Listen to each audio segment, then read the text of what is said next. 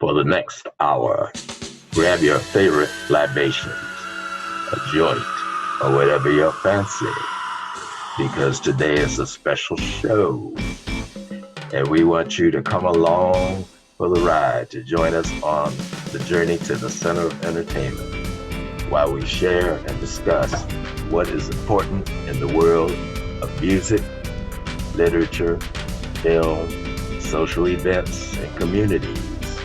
Therefore, we exist to give you a platform you never had.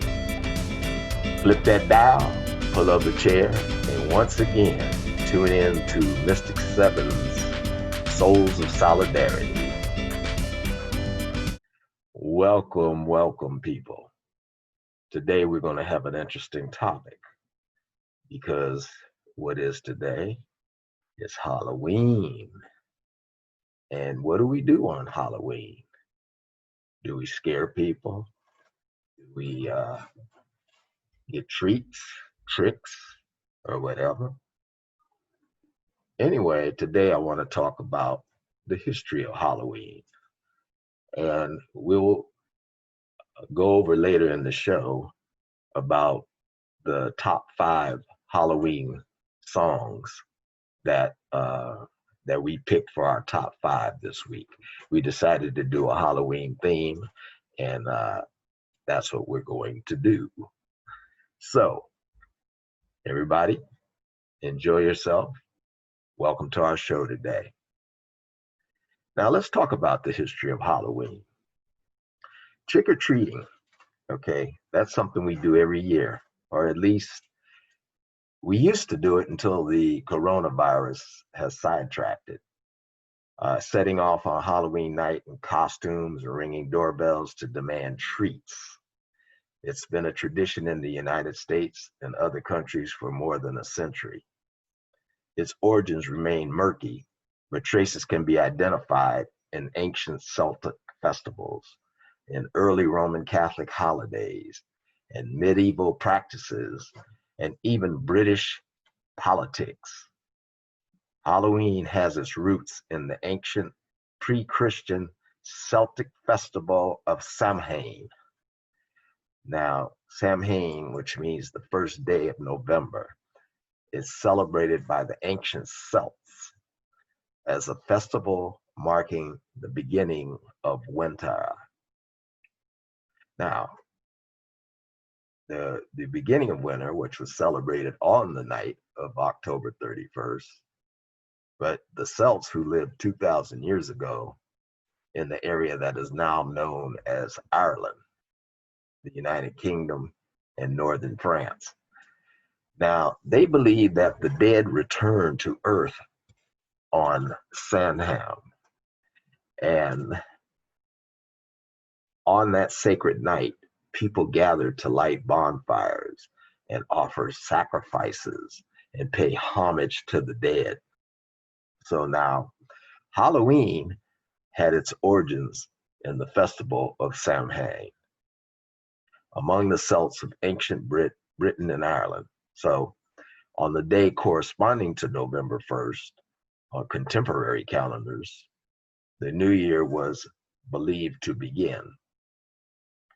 But did you know, although it is unknown precisely where and when the phrase trick or treat was coined, the custom had been firmly established in American popular culture by 1951, when trick-or-treating was depicted in the, I don't know if you guys remember Peanuts, the Peanuts comic strip. Now, in 1952, though, Disney had produced a cartoon called Trick or Treat, featuring Donald Duck and his nephews, Huey, Dewey, and Louie. During some Celtic celebrations of Samhain, villagers disguised themselves in costumes made of animal skins to drive away the phantom visitors. So banquet tables were prepared and food was left out to placate the unwelcome spirits that would come down. Now, Halloween, which contraction of All Hallows Eve. Now, it's a holiday observed, once again, I said on October 31st, the evening before All Saints, or All Hallows Day. Now, the celebration marks the day before the Western Christian feast of All Saints and initiates the seasons of All Hallow Tide. So I hope you're following me with this on this history. If not, you'll have to play back what I'm saying and to get the true history lesson on it. So now All Saints and initiates the season of All Hallow Tide, which lasts 3 days, and it concludes with the All Souls Day. So it's almost like a celebration of the harvest is kind of how it started. Now, in much of Europe and most of North America, observance of Halloween is largely non-religious. Halloween, like in the United States, will be celebrated on this Saturday, October 31st. And of course, it goes on, through the night is when we do our parties, and then November 1st. Now, that November 1st was the date that was considered the beginning of the winter period. Now, the date on which the herds were returned from pasture and land tenures were renewed. So this was an important date, November 1st.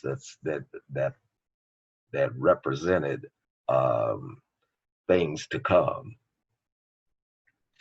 and represented the winter that was about to begin. Now, during the Samhain festival, the souls of those who had died believed to return to visit their homes, and those who had died during the year were believed to journey to the other world. People set bonfires on hilltops for relighting their hearth fires for the winter and to frighten away all the evil spirits. And sometimes they wore masks and other disguises to avoid being recognized by the ghosts that were thought to be present during that time. It was in those ways that beings such as witches, hobgoblins, fairies, and demons came to be associated with the day. The period was also thought to be favorable for divination. And divination is the practice of seeking knowledge of the future or the unknown by supernatural means. On matters such as marriage, health, and death. So when the Romans came in and conquered the Celts in the 1st century CE, they added their own festivals of Faralia, and that was commemorating the passing of the dead and of Pomona, the goddess of harvest. Are you with me, people? Do you understand what we see? Oh, it's getting interesting. Okay, so now let's go on. In the 7th century CE, Pope Boniface IV established All Saints' Days, originally on May 13th.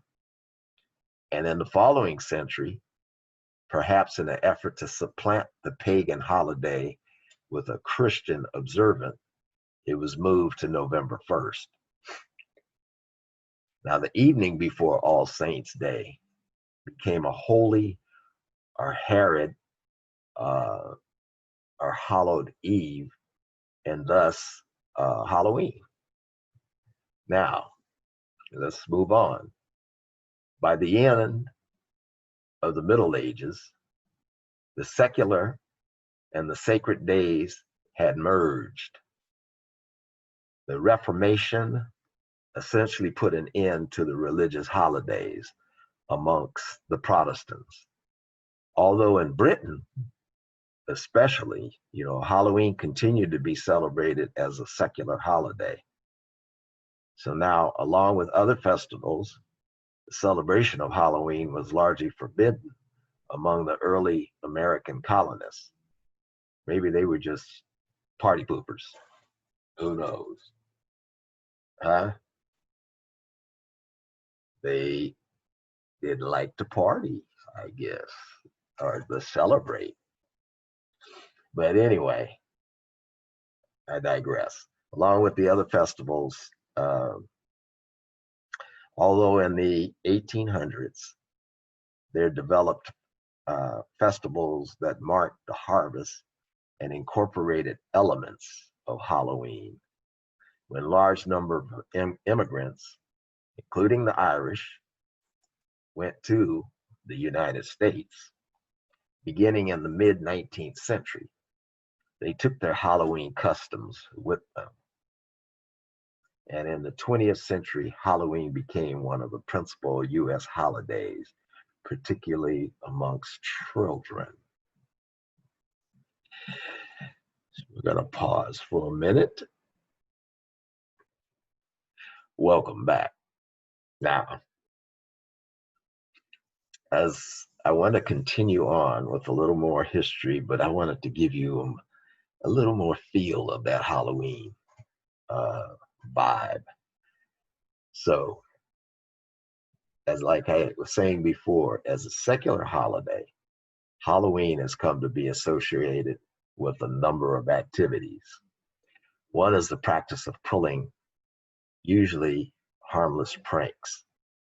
Celebrants wear masks and costumes for parties and for trick-or-treating, thought to have derived from the British practice of allowing the poor to beg for food called soul cakes. Trick-or-treaters, they go from house to house with the threat that they will pull a trick if you do not receive a treat, usually candy. But Halloween parties often include games such as bobbing for apples, perhaps derived from the Roman celebration of Pomona. That's another celebration that you can look up, along with skeletons and black hats or black cats. The holiday was incorporated scary beings such as ghosts, witches, and vampires into the celebration. And then another symbol that later came about was the jack-o'-lantern. It was a hollowed out pumpkin. Originally, it's really, people don't realize that the pumpkin is really, it was considered like a turnip, but some people call it a squash. Anyway, I ain't that crazy about pumpkin. That's why I don't eat pumpkin pie. I'm a sweet potato guy myself.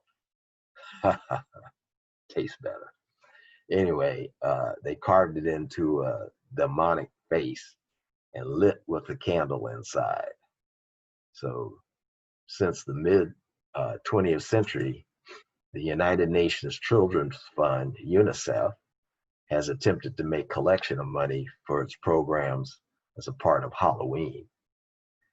And I don't know, when I used to trick or treat, because we did trick or treat, even though it's become a lost art, we would go to the house, and so you had a choice, either trick or treat for UNICEF or you could trick or treat to get your candy. And I kind of did both, but I definitely was getting my candy. So that's a brief history of Halloween and how it found its way to the US. Now, I want to go to the second part of our show and talk more about Dia de los Muertos. And that's a holiday that I kind of get into because, as you know, I live in Mexico a lot. Uh, and I'm in and out of Mexico all the time. So um, when we come back, I want to get into Dia de los Muertos and talk about that.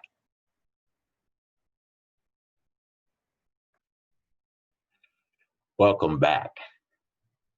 Now, as you can see in the background, I have these look like spirits, and I want to discuss Dia de los Muertos. Now, what do Dia de los Muertos and Halloween have in common? Well, Dia de los Muertos and Halloween have some common features, but they are distinct holidays, so don't get that twisted. They both come from early cultures, beliefs about death that later mixed with Christianity. They are both based on the idea that the spirits return at that time of year. Now, Dia de los Muertos is on November 2nd, with celebrations beginning on November 1st. And Dia de los Muertos Chiquitos, the Day of the Little Dead, also All Saints Day, and continue on into November 2nd. And that's All Souls Day. Now, that's a joyous occasion when the memory of ancestors and the continuity, the continuation of life is celebrated. It's believed that at this time, the souls of the departed return to visit the living. It is not a time of mourning, since the path back to the living world must not be made slippery by tears. Its roots are in ancient Mexico, but it's celebrated in many North, Central, and South American countries. Now, if you've ever seen a movie called Coco, Coco kind of explains it in a animated feature, but it's more or less what the crossing over. It talks about the crossing over and going to the land of the dead and coming back to the land of the living. And Dia de los Muertos was a whole part of that theme. So it's celebrated, around. It is a mixture of indigenous and Catholic traditions, and includes gathering at cemeteries for the cleaning and decoration of the grave sites and socializing. So the manner of celebration varies regionally, with folkloric traditions being particularly strong in Oaxaca, where there is a substantial indigenous population. Now, I want to show you some of the sites from Dia de los Muertos. So now, if you notice in the background that you'll see like a celebration. This is part of the Dia de los Muertos celebratory tradition. So, in El Dia de los Muertos, which originated in Mexico before the Spanish conquest. The exact date, is kind of unknown, but it's been speculated that the idea originated with the Olmecs, possibly as long as 3,000 years ago. Now, this concept was passed to other cultures such as the Toltecs, the Maya, Zapotec, the Mixtec, and Aztecs. Zapotec and the Mixtec influenced the strong in Oaxaca. Now, the Aztec celebration was held during the Aztec month of, and this is the word I'm not even going to try to say this word, but it's called the Mikala Tontli. Now that's an Aztec word. I'm going to give you kind of the meaning of it. It's presided over by the goddess of Matakasi Wati. Now that's the Lady of the Dead, and is dedicated to the children and the dead. Now, when I tried to do some research on that word, a broader tradition of that word is called Mikaluti. Mikaluti, which is the name for the traditional honoring of the passing of life from physical to presence. So that's to give you another, I'm going to show you another picture of that to give you an idea. So another picture to kind of give you a graphic on what we're talking about. Now, Mikaluti is the name for the traditional honoring of the passing of life from physical to essence. And in ancestral traditions, they do not only honor people who have passed away, but all natural life that makes up the great mystery of the world and universe.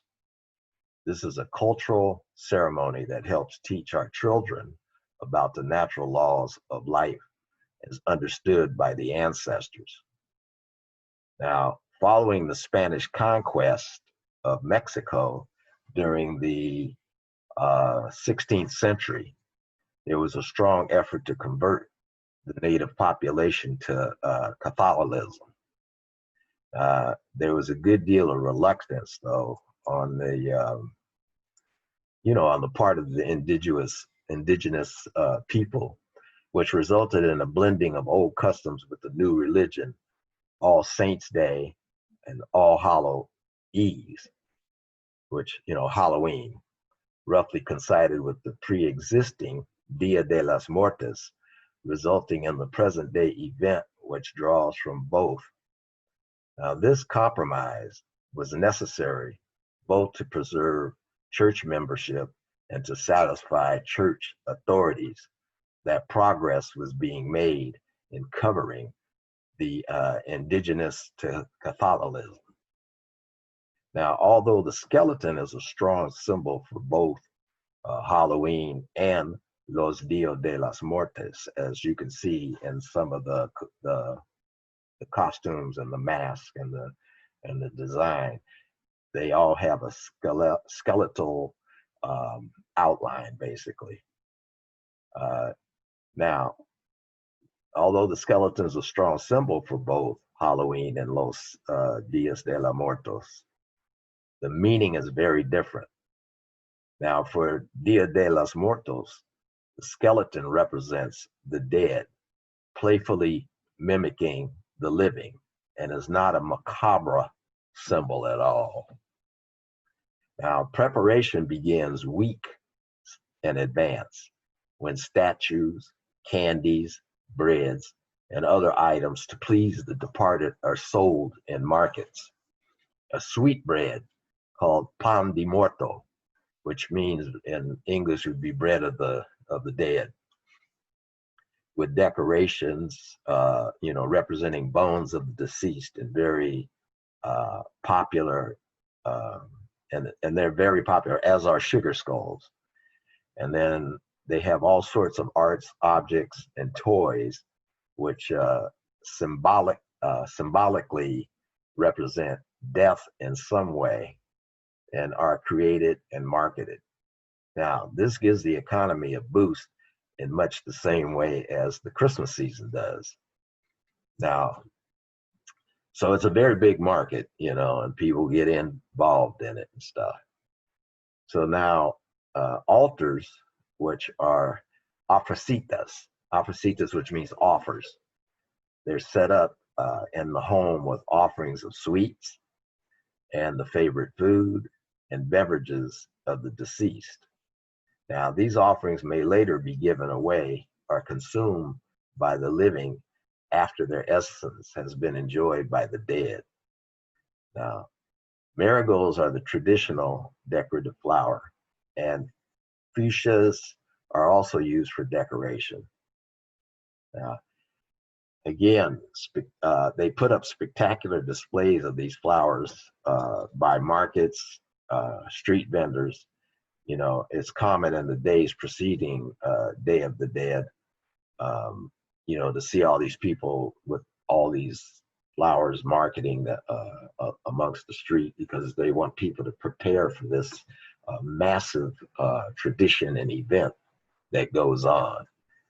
So now, another word I'm going to use is to talk about a tradition with the flowers. Is called the copal. Copal is the traditional incense made from the resin of the copal tree. Now, observant of the Day of the Dead can be quite an expense for poor families, especially, you know, they may spend a significant portion of their annual income on the event. Now, that's how important this event is to them, that they would spend that much money. You know, it's you know, they save for this event, and then they put out a lot of money for it. Now, this is justified by the belief that good fortune will be enjoyed by those who make the spirits of the dead happy. Conversely, the extravagance with which the period is, you know, celebrated is affected by the prevailing economic conditions. So the annual Mexican celebration Dia de Muertos, again, which is Day of the Dead, is a time when families gather to honor and remember deceased loved ones. It's believed that the souls of the dead do return to visit the living families in homes, businesses, and cemeteries. Now, the Aztecs, they were a Mesoamerican culture that flourished in central Mexico in the post-classic period from 1300 to 1521. The Aztec people, though, included different ethnic groups of central Mexico, particularly those groups who spoke the Nahuatl language, and who dominated large parts of Mesoamerica. From the 14th to the 16th centuries, Aztec culture was organized into city-states, some of which joined to form alliances politically, you know, to have that power. Now, they honored their dead with fiestas and rituals during the harvest season. So, you know, now you have to understand Halloween and its origins and what the Dia de los Muertos is about. If you have any questions about it, you can you know, email us at info@mystic7records.com, or you can follow me on Twitter or Instagram, you know, RaDante at Instagram, RaDante Keys. And if you want more information, I'd be more than glad to, you know, send you some stuff, or, you know, inform you on where to look for it. So there you have it. So when we come back, we're gonna get our top 5 music Halloween specials. Now, I love this portion because I love the music that was chose today. Some of it may surprise you, but some of it may not. So anyway, when I come back, we'll start our top 5. Okay, welcome back. We're going to start with our top 5 Halloween music that we put together. And like I said, if you guys have any top 5 that you want to send in, you're more than welcome to send it in. You can send it to info@mystic7records, or you can hit us at Instagram. But our top 5 this week was, we started out with the first one was called Deal with the Devil. And that was by Pop Evil. I don't know if you guys are familiar with Pop Evil.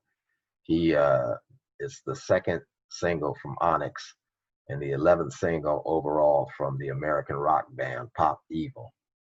Now, the video was directed by Johan Carlin as the second part of a trilogy that's being presented in reverse. The song became, like the band's second #1 single, following their previous single, Trenches. The song and the video are the second part of a trilogy that deals with substance abuse and dependency. With respect to song, drummer Chachi Riot stated that life can be wonderful, but life can also be extremely merciful. How do we deal with these hard times? Who do we deal with? Our decisions have consequences. Okay, and so I'm going to give you a little bit of, Pop Evil sound, let you hear it, if you can hear it very well.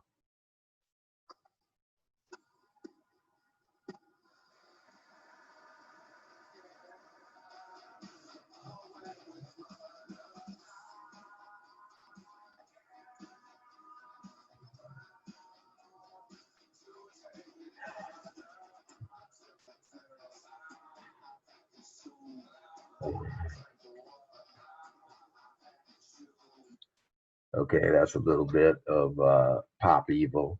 We can't give too much for licensing reason and commercial. It's not for commercial use, strictly informational. So that was ranked #5. Now we go to #4, and this is a song that I kind of like because the band comes from Puerto Rico, and it's called Tango del Pecado. It's by the Cali 13. They were a Puerto Rican band formed by their stepbrothers, Rene Perez Hogler, born February 23rd, 1978, in Hatorreo. And he calls himself the Residente. He's a lead singer and songwriter. Then you have Eduardo Jose Cabra Martinez, who was born September 10th, 1978 in Santurce. He calls himself Visitante, which is the multi-instrumentalist, vocalist, a beat producer. And then along with that was their half sister who also joined them, and her name's Yana Cabra Hogler, aka PG-13, and she does a lot of the backing vocals on the song. Now, they were first discovered by Alias de Leon. They were subsequently given a record deal with White Lion Records after leaving a demo with A&R director Carlos Cathy Azedio. Now, after the controversial song Quiero FBI was released, the group gained notoriety in Puerto Rico. In 2005, Cali 13 released its eponymously tilted debut album, which became very popular due to the singles Se Baila Toto and Atrevete Toto. Tete. In 2007, the group released its second album, Residente o Visante, which was also very successful and experimented with a wide group of genres. The album helped the group gain success through Latin America and win 3 Latin Grammys. So let me give you a taste of their music, which is pretty fascinating. I like this song.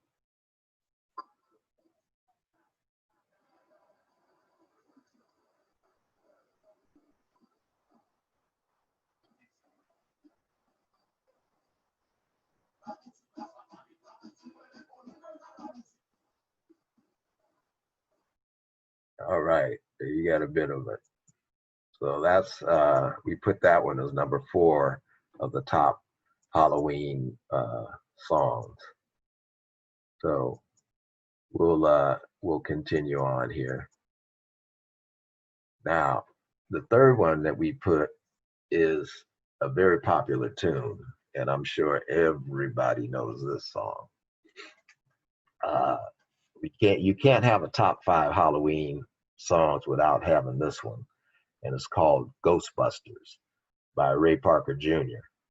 Now, Ghostbusters, Ray Erskine Parker Jr., born in May 1st, 1954. Now, he's an American musician, singer, songwriter, record producer, and actor. Now, as a solo performer, he wrote and performed the theme song to the 1984 movie Ghostbusters, which, if you saw Ghostbusters, was a great movie at the time. I mean, it it had a lot of originality to it, and so it's one of the top Halloween songs. Now, he also performed with his band Radio, which was a big back then, and with Barry White.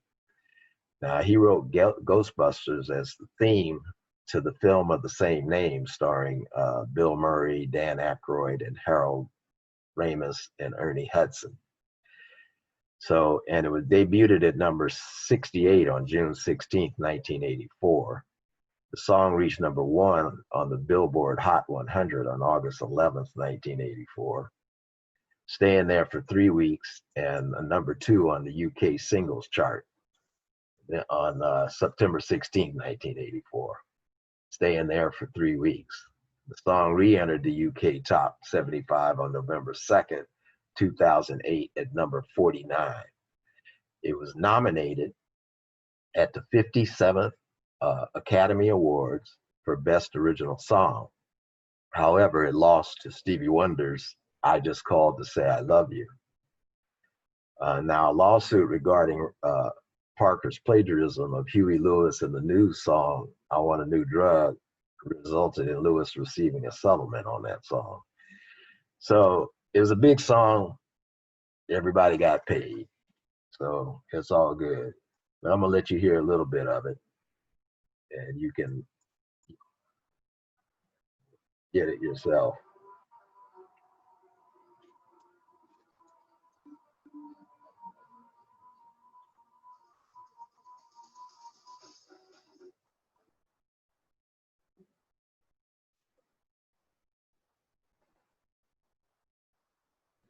Okay, that's a little bit of that, so you can look it up for yourself if you're interested in it.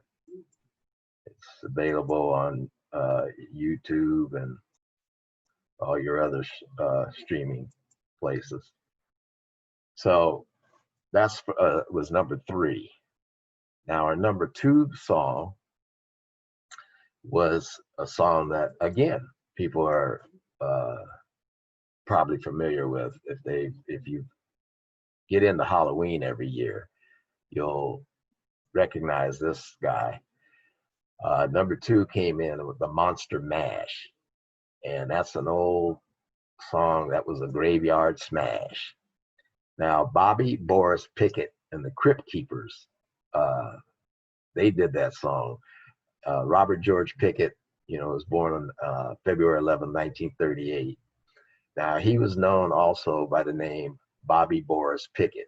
He's an American singer, songwriter, actor, and comedian, known for co-writing and performing, that 1962 novelty song Monster Mash. Pickett, he was born in Somerville, Massachusetts. His family lived in the Winter Hill neighborhood, and he attended Somerville High School. His father was a theater manager, and as a 9-year-old, he watched many horror films. So he would later incorporate impressions of them in his Hollywood nightclub act in 1959. As an aspiring actor, Pickett began his musical career as a vocalist for a local swing band, Darren Bellis and the Wolf Eaters.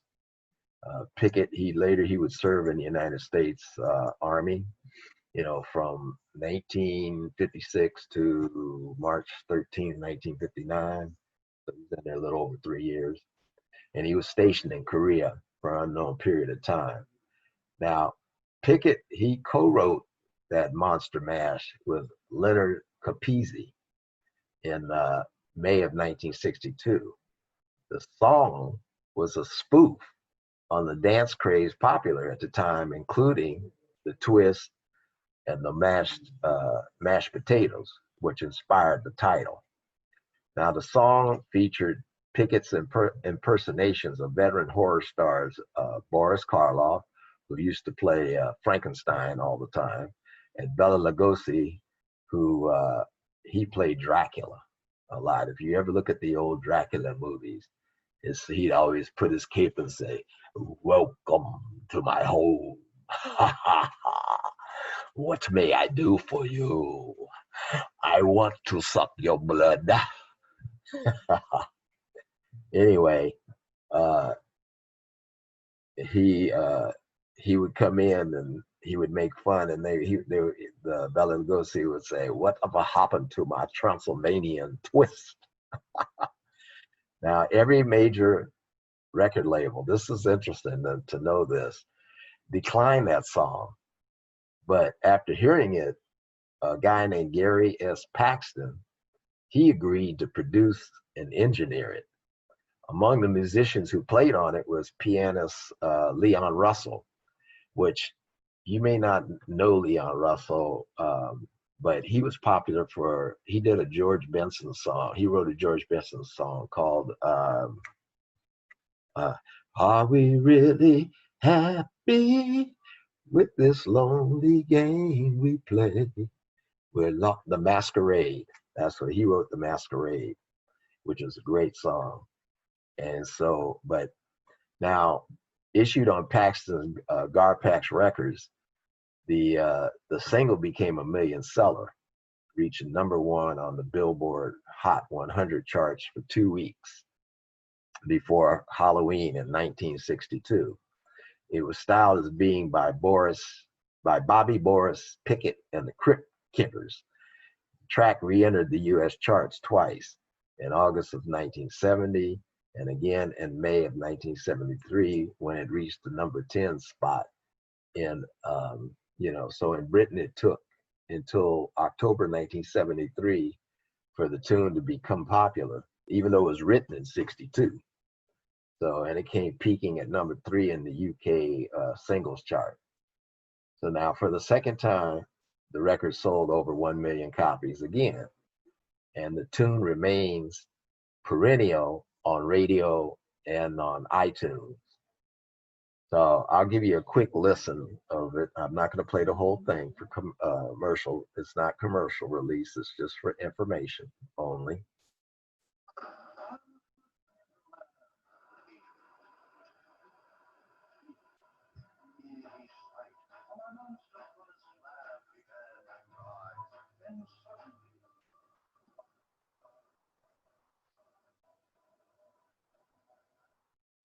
Okay, there you have a little sprinkle of it so that, if you want to get it, you can hear it. You can go to iTunes and all the other places, your streaming areas. And then, surprisingly, I can't believe we're hitting this one song at #1 again when we reviewed this back um, a few episodes. If you look at a few episodes back, we talked about musicians on our show who influenced music. And ironically, the same person arose again this week, and that's Mr. Michael Joseph Jackson. And of course, what do you think the song was that they rated #1 for the Halloween holiday? Again, #1, Thriller. And we all know about Thriller. And we know Michael, was an American singer, songwriter, and dancer, and he was also dubbed the King of Pop. Now, he's regarded, as we know, as one of the most significant cultural figures of the 20th century. Through stage and video performances, he popularized complicated dance techniques such as the moonwalk, to which he gave the name. Uh, we know his sound and style had influenced many artists of various genres, and his contributions to music, dance, and fashion, along with his publicized personal life, made him a giant. But Thriller won a record-breaking 8 Grammys, including Album of the Year. But the song itself, Thriller, was phenomenal. Jackson, he continued to innovate with videos on the global best-selling albums like Bad, Dangerous, History, things like that. But Thriller remains the best-selling album of all time. It had sales of over 66 million copies worldwide, and it's the second best-selling album in the United States. It was certified 33 times platinum by the Recording Industry Association of America. It won a record-breaking 8 Grammy Awards, like I said. That's 1984 Grammys. But that whole album had hit after hit after hit. But we're talking about the song Thriller, and how it just it continues to be everybody's top video and song, culturally, historically, aesthetically. It significantly still defines the Halloween culture and the get up and dance tune that everybody still loves. So I'm going to just give you a taste of it because it's for informational purposes only, so that you can, those of you who don't know it, I'm sure everybody's heard it, you can hear it again.